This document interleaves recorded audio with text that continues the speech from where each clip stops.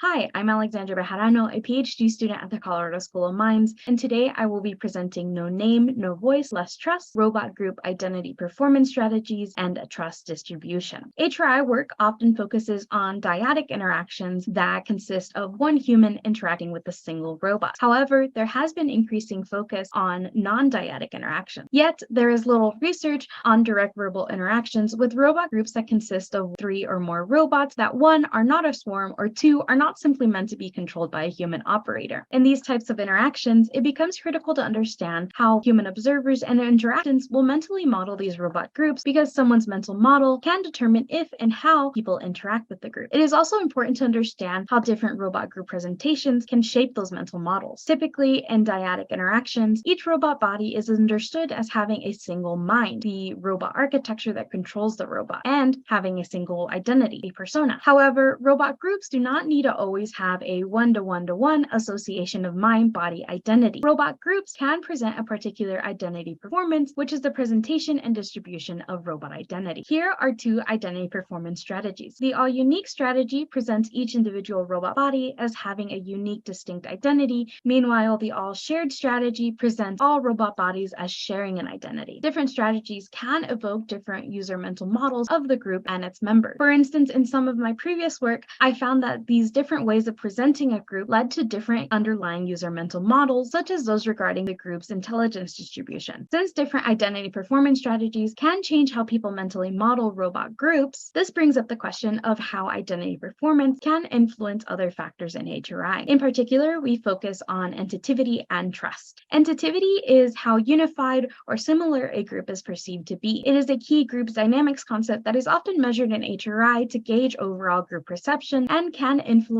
other perceptions of the group. Notions of entitativity can become complicated by the non-human-like dimensions of robot groups. For instance, identity performance can complicate reasoning about the number of robots present in interaction and lead to differences in how entitative the group is perceived to be. Similarly, trust, which is essential in allowing robots to successfully take part in interactions and have people willingly interact with them, can also be complicated by the non-human-like dimensions of robot groups. Previous research suggests that the number of robot bodies and identities present in a user's mental model can dictate where and how they believe trust can be placed amongst the group. As such, in this work, we were guided by 4 research questions where we investigated 1, how identity performance strategies influence perceived entitativity of a group, 2, how identity performance strategies influence how trust is distributed amongst the robot bodies and identities of a group, 3, whether or not the perceived entitativity of a robot group mediates the relationship between identity performance strategy and trust distribution, and 4, how identity performance strategy influences how trust loss is distributed amongst the robot group, especially when a robot group makes a mistake. To explore these questions, we conducted an online human subject study where participants viewed 2 videos of a human interacting with a group of robots in an airport help desk scenario. In the first video, a robot group introduces itself to the human using one of 3 identity performance strategies determined by the experimental condition. In condition 1, each robot body introduced itself individually using a unique identity. Each identity was presented using a particular name and voice. In condition 2, all robot bodies introduced themselves at the same time using the same name and voice. And in condition 3, only 1 robot introduced itself. In all 3 conditions, a human requests help from the group. The robot group then assists a human with their communication, reflecting their assigned identity performance strategy based on experimental condition. The group then assists the human using their per condition identity performance strategy. After this video, participants answered a series of entitativity questions derived from previous research and the MDMT trust measure scale. Participants were then shown a second video in which the robot group was shown to have made a mistake. The presence of a blameworthy action was intended to make participants more carefully consider where to place trust amongst the robot group. Finally, the robot group helped the human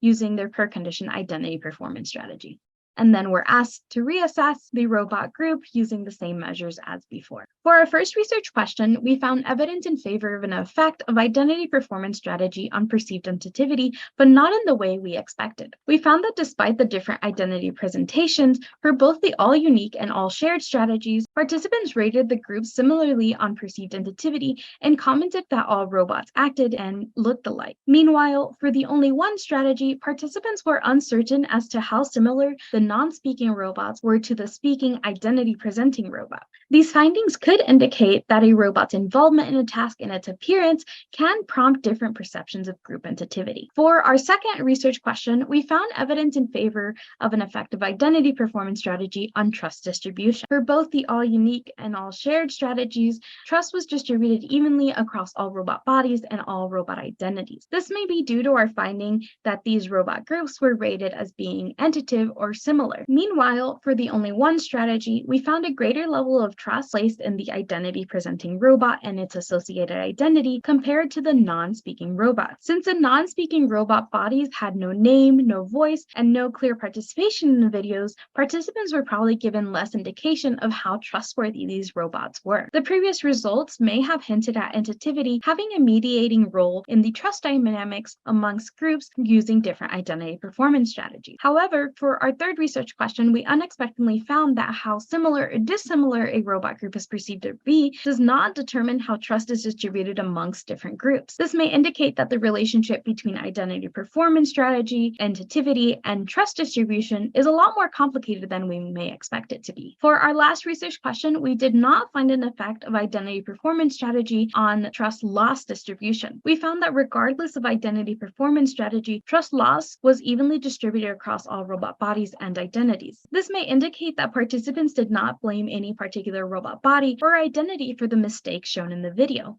Instead, it is possible that the robot group as a whole was blamed for the mistake and trusted less. Overall, the main takeaway of this work is that identity performance strategy can influence the perceived entitativity of the group and how trust is distributed amongst that group. This emphasizes the importance of considering how robot groups perform identity, especially if we want to encourage well-calibrated trust between robots and human interactants. Thank you for listening. For more details, please read our paper.